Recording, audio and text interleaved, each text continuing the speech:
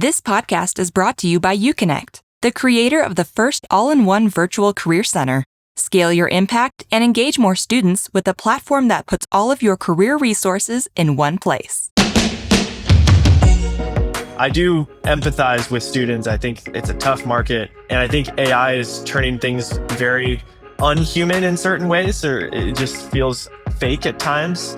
And I think remember that as career centers and as students, that at the end of the day, getting a job and working and this whole process is a very human process still. And so to keep the humanity while you're also kind of trying to do all the right things and trying to follow the instructions, and remember that that's how hiring decisions are still made, is very human based.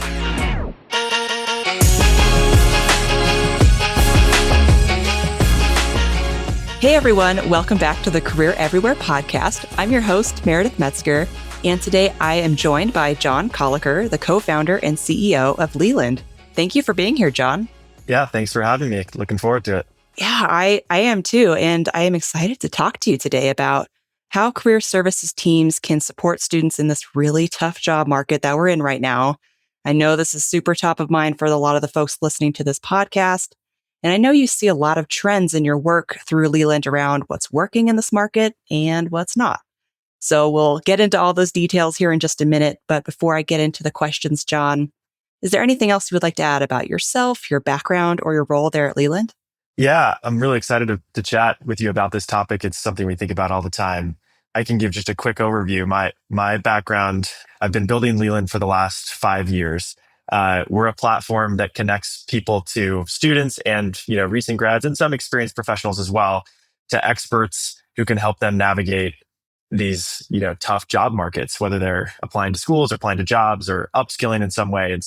And then we also work directly with career centers as well to help kind of amplify their efforts in supporting students. So this is a topic we think about all the time. We love partnering with career centers. We love partnering with students, and we feel for them and hope to help them in any way we can. Yeah. And you're based in Utah and I'm based in Colorado. So we're neighbors, y'all. Love it. Yeah, it's great. Mountain West. Yeah. West Coast, Best Coast, right? No shade to our East Coast listeners. All right. Well, before I get into the more specific questions, John, I do want to kick us off with a question I ask all of our guests here on the podcast. What does Career Everywhere mean to you? Yeah, I love this question. As I reflected on this, knowing, this is the Career Everywhere podcast, I think the way that I would summarize it is an outcome focus. And what I mean by that is accountability and ownership over what we're all trying to deliver for students, which is, help them land jobs or help them get an education. But it's a layer across everything: classes, clubs, projects, internships, alumni base, however, whatever the school is doing. It's a focus on the ultimate goal, and all of us feeling that accountability to students who are our customers and people that we're trying to support. So I think it's really that outcome focus. Yeah, I love that. And as you and I both know, outcomes is a very timely topic these days in terms of higher ed and trying to prove the ROI of a degree and all that conversation right now. Yeah, exactly. And it's so timely and so important.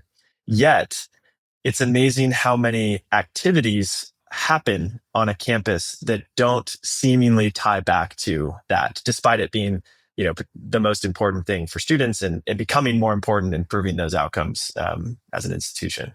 Yeah, absolutely. I mean, I think back to my own college experience. I was in the marching band and the pep bands. And at the time, I don't think I quite understood the connection between what I was learning in band and the leadership skills, just all these real life skills that I was learning. I didn't realize I could connect those to, post-graduation. I think that's, a great thing about what the coaches do through Leland. What career centers do is helping students connect the dots because it's so important. Yeah, absolutely. I think that's a great point. And it is about a rich experience. It doesn't have to be everything is just focused on, internship or, get a job this or get a job that. But it's reminding people and helping them see that we're building this rich education and experience because we want you to progress. We want you to leave better off in these specific ways. And that's why we exist. Yeah, that makes sense. And I think that's a good segue into our topic today, which is, again, how career centers can support students in this tough job market. So to start us off with a lay of the land, since you work with so many students, Can you share your perspective on what the job market is like right now and what is making it so difficult for college students and recent grads? Yeah.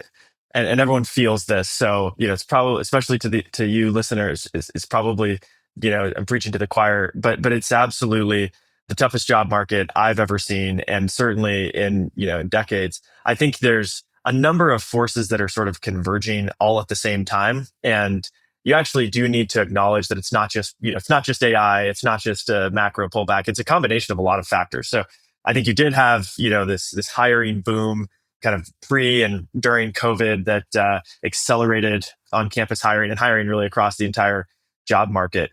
Then there was the big macro pullback initially that was then amplified by a lot of AI updates. That is only the AI trend is only accelerating, and you're starting to see actual automation of entry level work, which is scary and is important to call out because we see this in hiring managers that we talk to and other employers that are literally saying, yeah, we have an intern right now, but we expect that this job will be done by AI. The really important thing, we'll get into this, is, so what do you do about it? And where are new grads actually better positioned in the job market than they've ever been before? Which I actually think, because I actually think there is some really good news in all of this. But I think it's important to sit with the fact that it is hard. There are certain pockets where it is especially hard. And then there are still pockets of opportunity. And so, what do we do about it? And we can spend more time there. Yeah, I'm curious, just kind of based going on what you just said, where would you say it is toughest right now? And then where are you seeing more areas of opportunity? There's certain industries. I think tech is one that we track very closely. And in some parts of tech, both startups and big tech, you've seen hiring of new grads pull back by 25% in a couple of years, and then another 25%, so 50% back from its peak.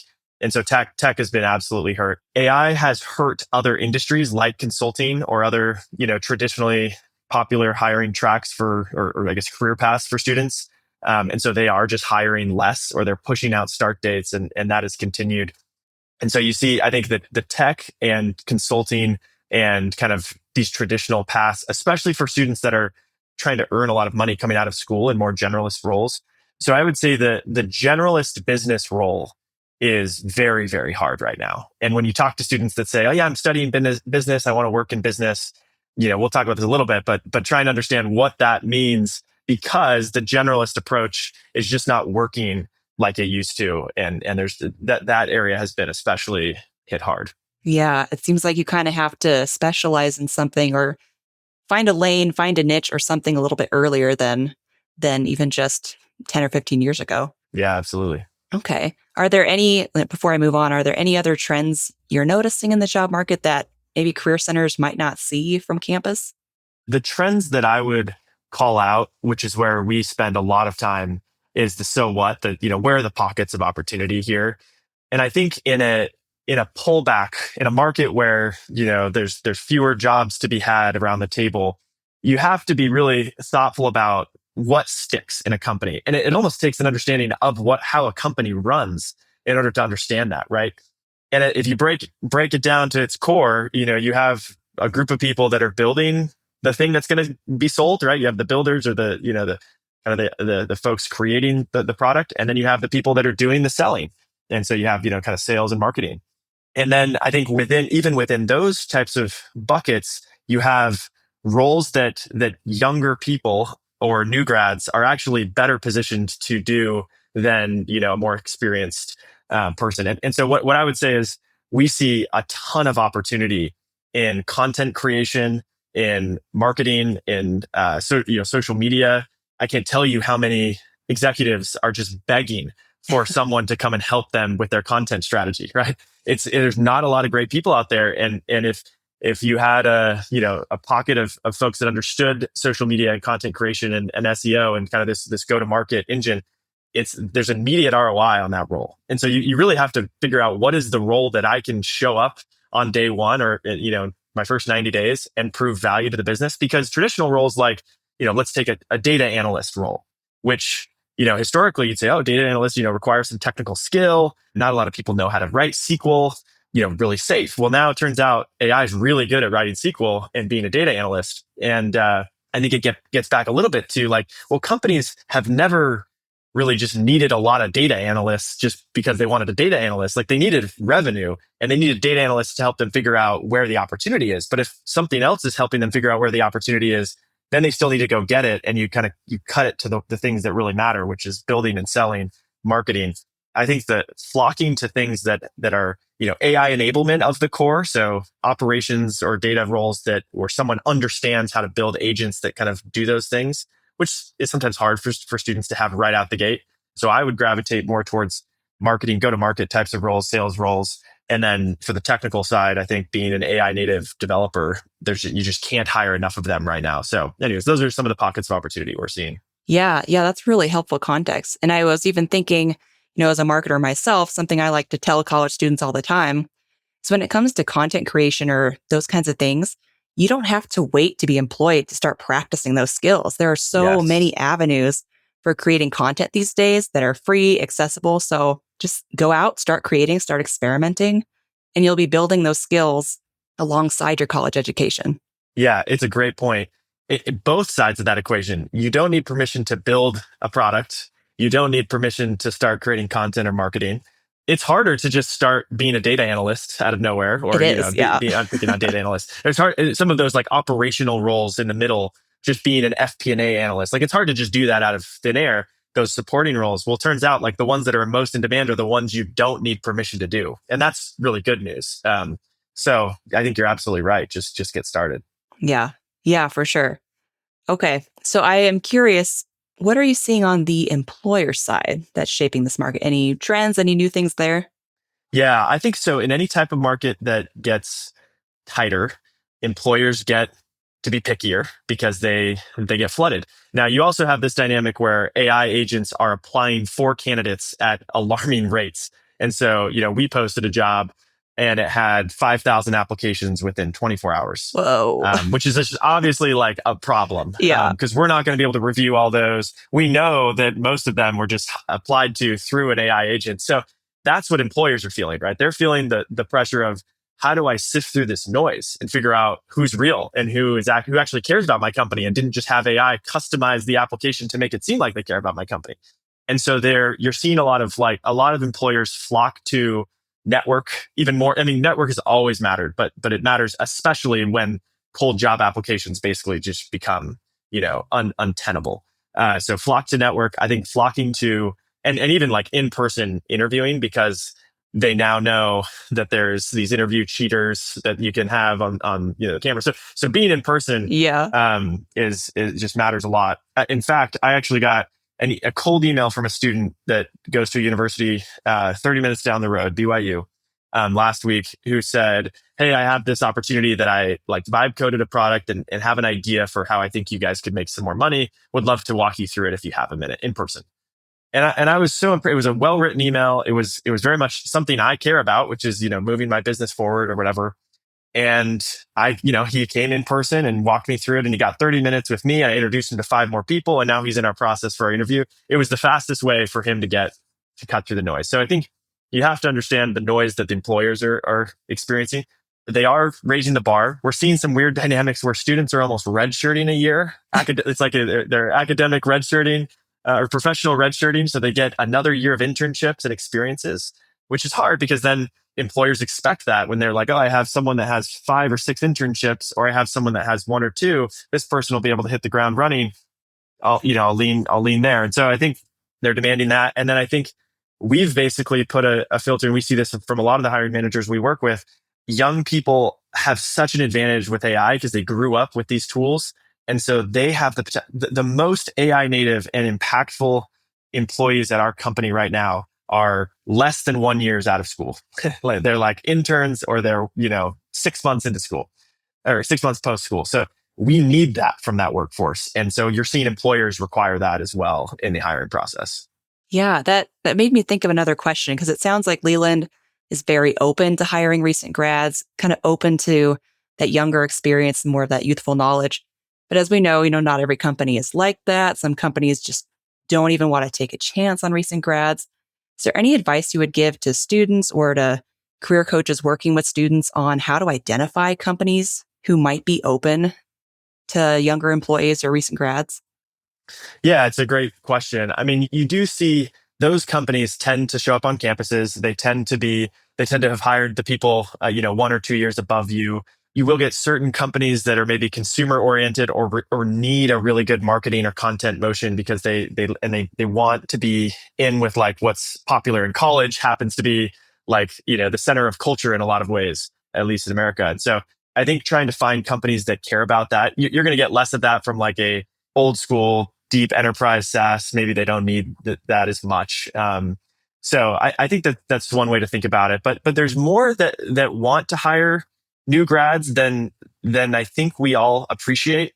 They just often don't know where to go or how to do it or how to find the right people because they're also getting flooded. And so I think that sometimes it just takes a hungry young person to show them why they need to be, show them why they need to hire them. I have a hard time finding the right people, even though I know I want to hire young people or I want to hire new grads. Yeah. So you probably love getting an outreach email like the one you got from the BYU student. Like, yes, thank Yeah, you. absolutely.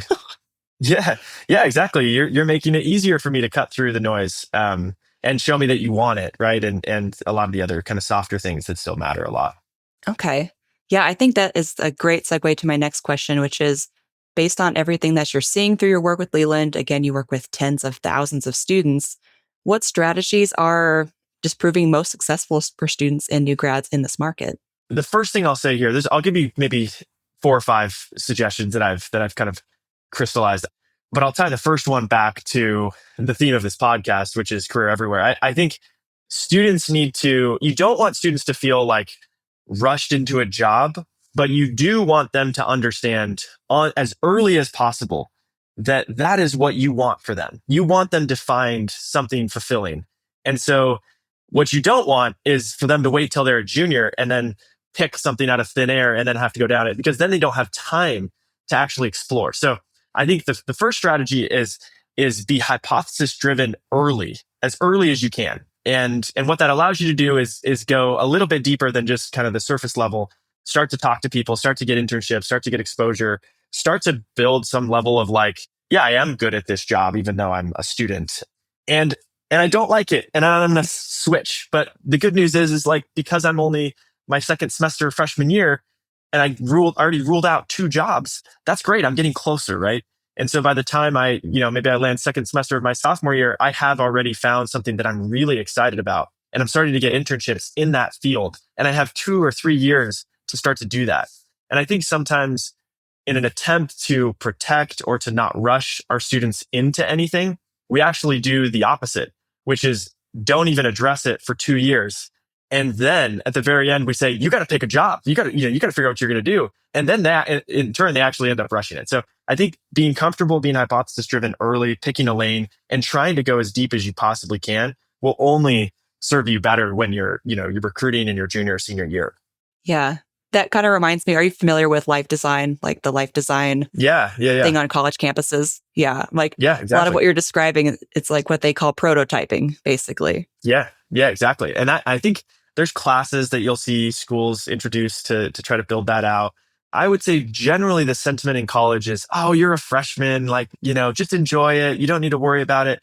And while that is like, we do want them to enjoy their college experience, of course, I think always having in the back of their head, no, this is, here is what we should be working on together. And you are at an advantage by getting started early and having some hypotheses, and being comfortable taking steps towards one of those things and closing some doors. Yeah, absolutely. The second thing and we talked about this a little bit, but I would say is aim where the demand is real. Talk to people, find out what they are what they can't hire enough of, they can't find, right? If you were to go talk to people here and instead of saying, hey, I'm really interested in this role, ask them, what are you having a hard time staffing? Where are you finding? And I think obviously this is where the Career Center can also be really helpful because they can start to kind of connect those dots. And then, obviously services or tools like Leland or other offerings can help like actually prepare you. But I think the really understanding where the demand is really valuable. By doing the first 2 things, you start to, you can do the third, which is start to build proof that you have some level of skill.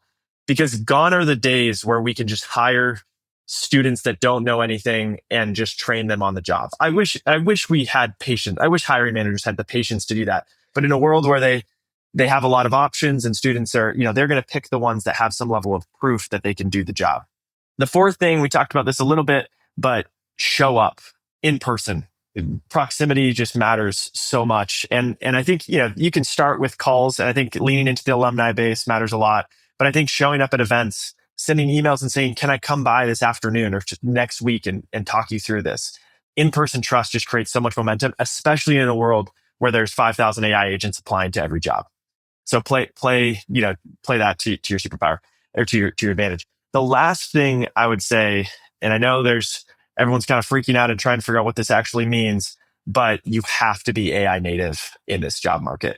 And I think this is going to be, it's already pretty clear. And I think that we are going to get hit in the face with it throughout this year and probably the coming 3 years, how important that skill set is and how much of an advantage students have in that. And so there's no excuse because they're just so much more used to experimenting with these technologies. They've grown up with them. And so figuring out how do you use that technology, not just to be good at ChatGPT, but to use it to produce outcomes that are going to matter. So if you talk to and you kind of connect all of these, go talk to the manager or CEO and say, hey, what are you having a hard time hiring for? Oh, I'm having a really hard time hiring for content creation. Great. Well, let me go work on that problem for you. I'm going to come back and I'm going to show you this content engine that I've built powered by AI. I would love to come and intern and actually help implement this. It's like, I couldn't tell you how many, and pay me $20 an hour, pay me $15 an hour. You don't have to pay me that much, but let me prove that I can actually add value. Those types of things just go so far. So anyways, those are some of the ideas. Yeah, those are all really great. You mentioned one example of a question a student might be able to ask a hiring manager, what are you having trouble staffing right now? Are there any other questions that you have seen work really well for students, or maybe questions you have gotten that have really stuck with you? I mean, ultimately, you're trying to understand what do they care about? What is keeping them up at night? Because when your cold email slides in amidst the sea of lots of others, you just don't want to be one more that's like, hey, can I just hop on a call with you and get your advice and mentorship? Even though it would be amazing if everyone responded to those, and not saying that they shouldn't respond to those. But if a cold email goes to someone and says and hits something that they care about. So I think asking questions in and around that matter. So what are the roles you're having a hard time hiring for? What are the biggest priorities you have in your company right now? And you can ask entry level people that, and then you can start to, say, okay, I'm starting to triangulate what matters to this company. Now I'm going to start to connect with the hiring managers and have I'll have more context and more of a strategy when I talk to them, and how I might fit in. So those are some of the things that I would think about. And then I guess the other thing is I would ask about how they're using AI and if there's anything that they might be able to help with. Like, what are the priorities related to AI? Because every hiring manager and CEO is feeling the pressure and feeling the amount of, trying to keep up. And students just have an advantage there. So they're more willing to trust a student that has something to say when it comes to AI. So I don't know. Those are a few thoughts. Yeah. And I loved your suggestion earlier of not only asking those questions to get that information, but then telling them, I'm going to work on something. Yeah. Can I reach out to you? Can I get your card so I can email you my idea later? That's so smart. Yeah. Yeah, totally. And also for students listening, if you enjoy that process of figuring out your audience and developing something and then selling it to them, you might love marketing and sales or product management and product development. Totally. And I think, Meredith, maybe the last thing I'd say on that goes back to the comment you made, which is be great in whatever you want to do without, don't ask for permission to be great. Just start doing it. I think in this type of market, high agency is what wins, right? That's what's going to show up. And in many ways, the way we even think about hiring for content creators is to go see who's already creating content, right? It's not necessarily to just say who wants to learn how to do this. It's to say who's already doing it. Because if you're already doing it, then we can teach you how to do it even better, or, the way that we want to do it. And so I think that will turn more heads probably than anything. Yeah, absolutely. And it's really a win-win, this scenario, because if you come up with something, you share it with the employer, they love it, great. Maybe you get an internship or you get an entry-level job offer. Yeah. If they're not into it, you still have an example for your portfolio. Write it up. Yeah, absolutely. Yeah, I think there's something really powerful about learning how to create an audience, learning how to make money on the internet, even if it's something small, right? In college, I started a little baseball company And That's these awesome. baseballs, like we ended up selling baseballs, and we actually ended up getting them into Nordstrom and J. Crew and a bunch of toy stores, and started as a little side thing. And it was like, wow, I can actually just make some baseball in my dorm room and sell it to people. And now my younger brothers that are in college are selling it on TikTok, and they've learned so much doing that. So I think you just learn a lot by trying things and not waiting to just try to get someone to give you a chance. You can do things, especially during school. It's almost like you're on borrowed time in school. It's your time to kind of experiment. Hey, friend, if you're enjoying this podcast, I think you'd really like the Career Everywhere community. The Career Everywhere community is a digital space for career leaders like you to learn from each other, collaborate, and share best practices around your work. And the best part, it's totally free to join. Join over 1,000 other career leaders and sign up today at careereverywhere.com/community. Yeah, I love what you were saying earlier. Like, just you don't need permission. You don't need someone to assign you something. Like, I talk to journalism students at my alma mater all the time because that's what I studied. And I always tell them, I'm like, you don't need to be interning for a newspaper. You don't need an editor to assign you a story. Go out, find the story, do the Yeah. interviews, write it yourself, publish it on your own blog. Yeah. Absolutely. Yeah. Start a Substack or a Beehive or whatever it is. Like, Why? There's so many avenues. yeah, exactly. And I think in a world where you can't get a job, the surest way to get a job is to make your own. Yep. Right. Like at the end of the day, just do it. And that is obviously easier said than done. But I think having time in school and even resources in school to help you explore that and to make that okay to explore. There's a really cool program called Sandbox at some universities. I think it's at maybe 5 or 6 universities where they give 12 credits of college credit a semester to just build a company. Oh, that's Just build cool. anything. They pair you up with 2 other students, and they just start working on things. And they give you, a little like trophy when you make your first dollar. And then they have some little milestones, and they're making it an academic experience, but they're trying to equip the next generation of entrepreneurs. And I think in this type of market, entrepreneurship might be a really, really good option. I can't hire enough ex-entrepreneurs. I love hiring people that have had to do it all themselves. So I think, it's sort of like all kind of comes back to, if you're trying to get a job, that might be a good way to do it anyways. Yeah, that program is the perfect example of Career Everywhere. Yeah. Yeah, exactly. Exactly. Okay. Well, John, knowing what you know about the job market and what strategies are working well right now, what would be your advice for career services professionals who want to support students in navigating this job market? It's a great question. And we think about it a lot, especially with our career center partners today. What we see from the best career centers is they understand where they're great and they understand where they're not as great. And I think in this type of market, that becomes exceptionally important. They know when to lean on alumni. They know when to lean on faculty and like the curriculum, and they try to infuse, programming there. And they know when to lean on, other parties that can be especially valuable. And I think what that looks like is saying, okay, in this job market, we need to make sure everyone has a level of AI fluency because it's just too important, right? We need to make sure that we are helping people start to have career conversations as early as they possibly can and not be afraid that we're going to scare someone or that we're going to, put too much pressure on a freshman.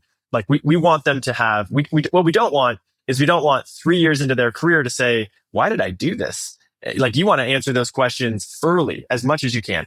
I think, doubling down on internships where you can, of course. There's some schools that do a really good job of unpaid on-campus internships where you can still get some credit and get some experience. Others, of course, that made it part of the programming. I think there's a lot of focus on like, let's get your resume in a good place and let's do kind of some basic mock interview.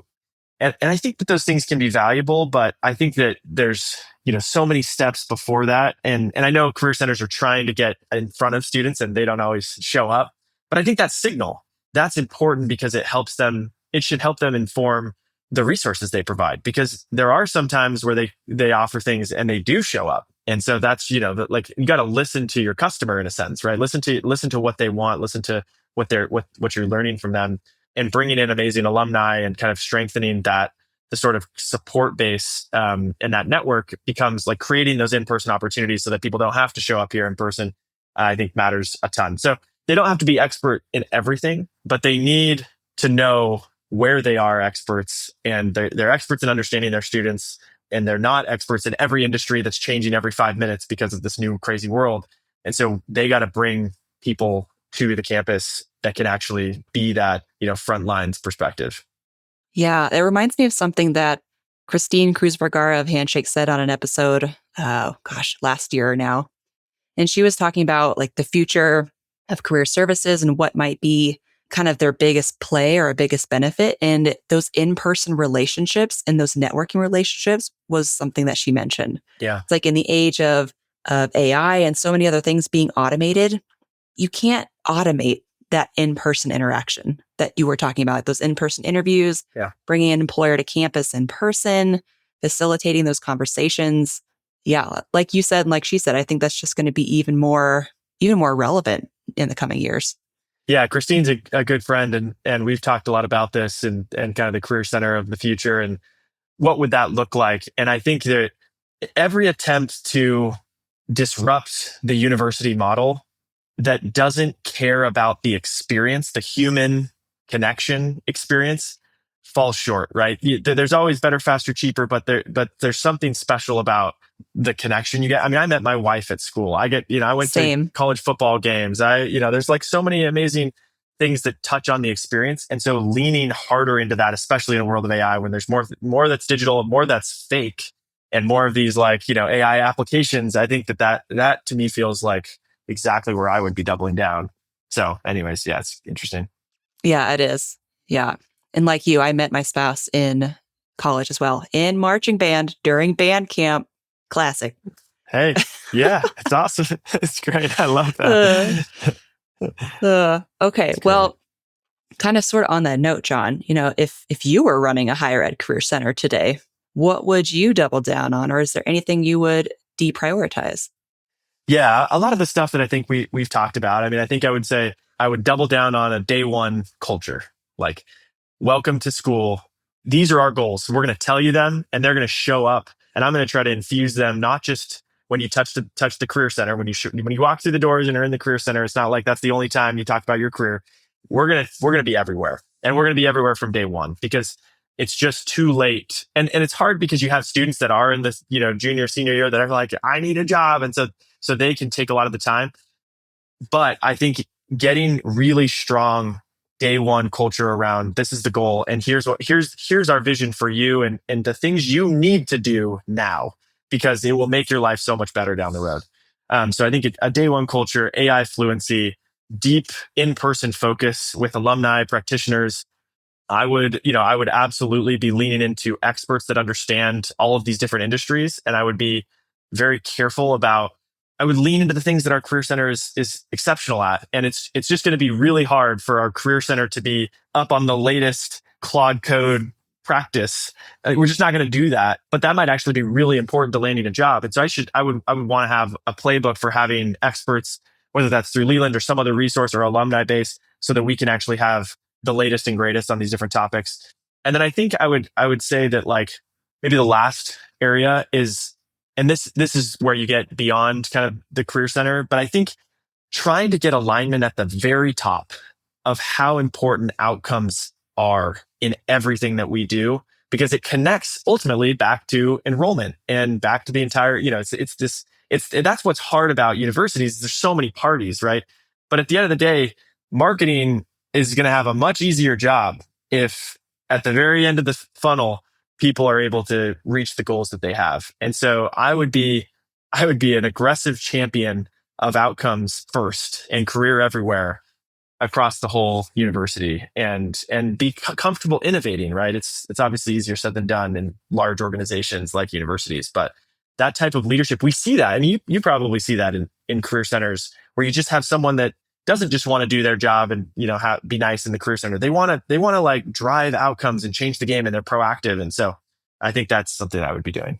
Yeah, that ties into something we've been talking a lot about lately here at UConnect, which is this kind of engagement to outcomes pipeline. Like, specifically, that career services engagement is one of the, I guess, most prevalent leading indicators of student outcomes. Like Mm. outcomes is a lagging indicator. By the time that data comes out, you can't change it for the students it represents. Yeah. But career services engagement is something that you can influence in real time every day. Yeah.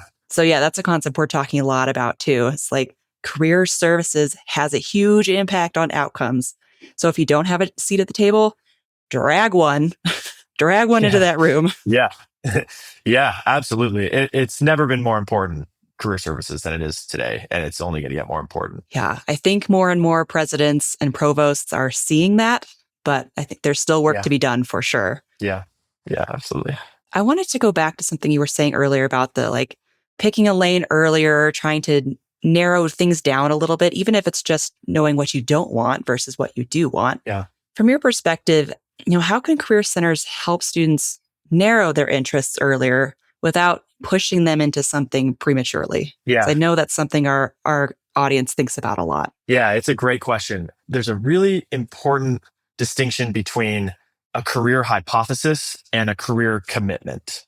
And what I think is absolutely necessary is to have your career hypothesis always. And it's never too early to have a career hypothesis. I mean, I was going to be an MLB baseball player, when I was a kid. That was my career hypothesis, right? Then it evolved. Maybe I was going to be a fireman at one point, and maybe I was going to be a dentist like my dad or whatever. So there's always career hypotheses, and it doesn't necessarily mean you have to just do it forever.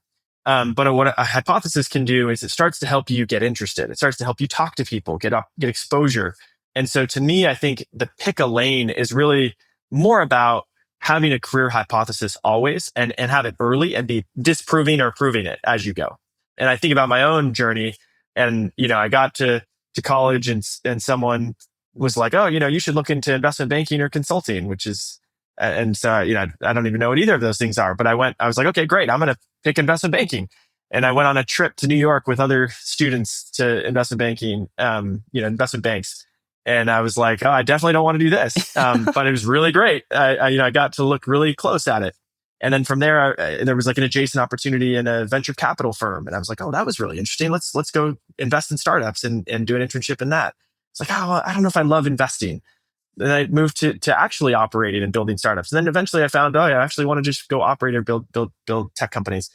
And so it was being interested in investment banking as a sophomore wasn't a commitment that I was going to do it for the rest of my life. But I'm really glad I found that as a sophomore, because I would have found it as a junior. I probably would have had to just start recruiting. And so I think the mistake is just thinking that it's a forever choice when it's not. Better to pick a hypothesis early, test it, and kind of start to disprove things. Learning what you don't want to do is really great, because then once you can shut that door, then you can say, well, great. When the flashing lights come on for that, I've learned I don't want to do it, and I'm okay with that, and I want to do one of these things. Yeah, and you can always evaluate what it was about that experience that you didn't enjoy. Yeah. And use that information to try something else. And like you said, hopefully it helps students feel less pressure. You don't have to figure out what you want to do. Just start with figuring out what you don't want to do. Yeah. Yeah, exactly. Exactly. Yeah. It's like for me, I started college, I majored in English. I thought I wanted to be a book publisher, go live in New York City, whatever. And I got into my English classes and I just hated them. I was just suffering. Yeah. Like when the teacher would say, okay, I want you to get into groups and talk about the symbolism. What do you think the author meant? I was like, I don't care. Yeah. At all. This is not my thing. I see other people are passionate about it. I'm not. And so I remember I left one class and I went right to the registrar's office and I changed my major to journalism, because what did I like about English? It's like the storytelling, interesting people. I was like, I want to focus on that side of it. So yeah, use the information. Yeah, exactly. So you had a hypothesis, you disproved part of it, but you proved the other part of it. And I think it got you closer. It's the paralysis of options of, Yes. I could do this, I could do that. And that's just what kills you. Yeah, it's like me when I get on Netflix. Like there's too many choices. I don't know what to do. Exactly. That's right. Yeah. Just click a button. Yeah. Start with something. Start ruling them out. Well, John, is there any other advice you would give to students who are feeling discouraged right now, or to the career coaches who are trying to help these students who are feeling discouraged? It's hard. It's not your fault. The market is hard. And there's still hope. And you don't want discouragement to lead to, not trying or not doing anything. And so I think that's where I would say you can acknowledge that it's tough and then take action. You don't need permission. We've talked about this a lot today. You don't need permission to just start doing things. Build something, publish your first story on Substack, write something on LinkedIn or Twitter, try to build an audience, whatever it is. Like just start taking action, start talking to people, show up in person, just create momentum wherever you can. And, 1 week at a time, things will start to open up. Just moving in a direction opens up lots of opportunities. And then the last thing I would say is just careers are long. It's a journey, right? And so this time is stressful. It's changing a lot. The whole economy is going through it, not just them. In a lot of ways, they're more malleable than someone that is going through it 20 years into their career and their job's being rewritten. So there's some advantages to being young that and lean into those and also recognize that it's a long journey and to be patient with yourself and stick with it because there's lots of time to figure it out. Yeah. And your first job doesn't necessarily have to lock you into a career. You can pivot. Totally. Yeah, exactly. Okay. Well, John, is there anything else you would like to add before I kind of start closing us out? No, I think this has been a great conversation. I do empathize with students. I think it's a tough market. And I think AI is turning things very unhuman in certain ways, or it just feels fake at times. And I think remember that as career centers and as students, that at the end of the day, getting a job and working and this whole process is a very human process still. And so to keep the humanity while you're also kind of trying to do all the right things and trying to follow the instructions and remember that that's how hiring decisions are still made, is very human based. I love that. Yeah. Don't outsource your humanity. Yeah, exactly. Well, John, if people would like to connect with you or learn more from you, where's a good place for them to do that? LinkedIn is great. If you can shoot me an email, yeah, you're on there a lot. I'm on LinkedIn. Yeah. Love your posts. Thank you. Yeah, LinkedIn. You can shoot me an email. My name at our website. And yeah, would love to support anyway. And thanks for having me. It's been great. Yeah, I've been glad to have you. And for those who are watching or listening, I'll be sure to include a link to John's LinkedIn profile and his email in the show notes so you can go connect with him there if you want to. All right, John, at the end of every interview, I like to do this answer a question, leave a question thing. So I'll ask you a question our last guest left for you, and then you will leave a question for the next guest. So our last guest was Aaron Peterson of the University of Connecticut, and he left this question for you. What was your first job, and what skill or skills do you think you developed there that you still rely on for success? My first job was at LinkedIn. I was in a rotational program in business operations and product management. And I learned a lot of things and built some skills that I thought were going to be helpful. But I think the most important thing that I developed there was understanding how to influence people and the importance of leadership. That leadership in a world where there's a lot of noise, there's a lot going on, that leadership is still super valuable and can be and can be demonstrated by young people. And so I still lean on that today. And you use LinkedIn a lot. And I use LinkedIn. Yeah, I learned how to use LinkedIn. That's right. That's really cool. Yeah. Well, what question would you like to leave for the next guest? I wanted to build on my answer here by asking, how can we develop students into leaders while they're in college? Oh, I like that. I like that. Yeah. I'm curious, what are your thoughts on that? Or any ideas? Yeah, I have a lot of ideas. I think a lot of it's about opportunity, right? Giving them opportunity to lead in clubs, giving them opportunity to, and schools, I think, do somewhat of a good job there. I think that a big part that we don't do enough of is helping people understand what leadership looks like and that it can look very different.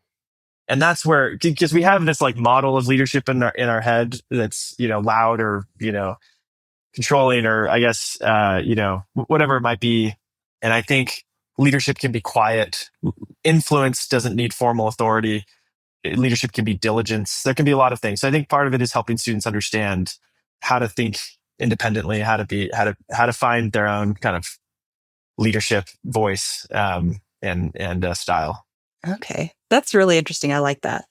Yeah. And again, it makes me think back to my marching band days. I was a squad leader. So we had to learn drill in groups of 4. And so I was in charge of my group of 4 and teaching everyone drill. Yeah. And I did learn a lot about working with different personalities and teaching a concept and getting a group ready to go. Yeah, I love that. Yeah, it matters so much. Yeah. And there's opportunities like that they're hard when it's your first time doing it and you have to wrangle people and figure out what motivates them, but it's a really important lesson. Yeah. Yeah, absolutely. All right. Well, John, that's a great question. I'll be excited to hear the next guest's answer to that. And just thank you for joining me on the podcast today. It's a really fun conversation. I feel like we covered a lot of ground, and I think our audience will take a ton of value from this. So just thank you so much again. Yeah, thank you, Meredith. Good to be with you. And good luck to all of you students and Career Center professionals. It's a fun time out there. Yeah, you're all doing great. Yeah. Keep it up. All right. All right. Thanks, John. Thank you, Meredith.